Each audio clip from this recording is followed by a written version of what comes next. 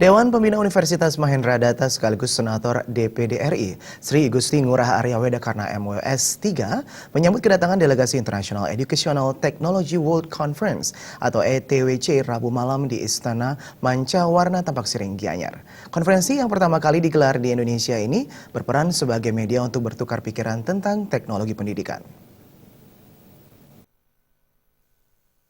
Dalam jamuan makan malam di Istana Manca-Warna Tampak Siring Gianyar, Sri Gusti Ngurah Arya Wedakarna MWS 3 menyampaikan pencerahan kepada delegasi internasional yang berasal dari Amerika Serikat, Afrika Selatan, dan beberapa negara Asia mengenai kehebatan Indonesia khususnya di bidang engineering. Indonesia disebutkan memiliki founding father atau Bapak Bangsa Soekarno yang merupakan seorang insinyur.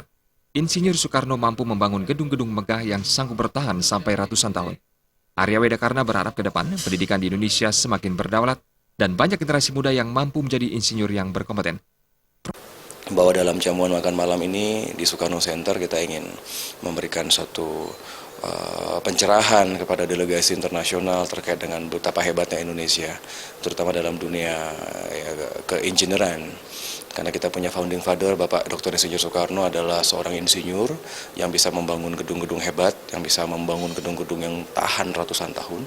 Nah, sehingga saya menginginkan pendidikan tinggi ini berdaulat, banyak anak-anak muda yang bisa menjadi insinyur, dan kemudian juga kita juga menginginkan ada figur pemersatu dalam bidang teknik ini.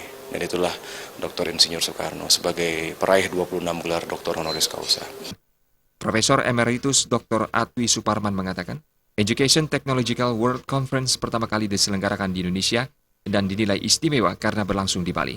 Konferensi menjadi media untuk bertukar pikiran dan berbagi pengalaman dalam bidang teknologi pendidikan yang berkenaan dengan cara memfasilitasi proses belajar mengajar agar berjalan sistematik, efektif, dan efisien sehingga bisa mencapai tujuan-tujuan pendidikan yang telah ditentukan.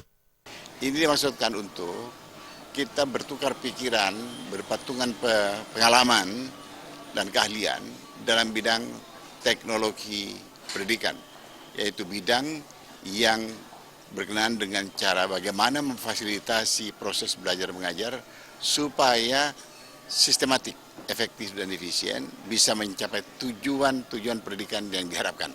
Education Technological World Conference dihadiri 14 negara dan mengundang 6 pembicara, yaitu President Association for Educational Communication and Technology, AECT, 4 mantan Presiden AECT, dan seorang tenaga ahli senior dari Afrika Selatan.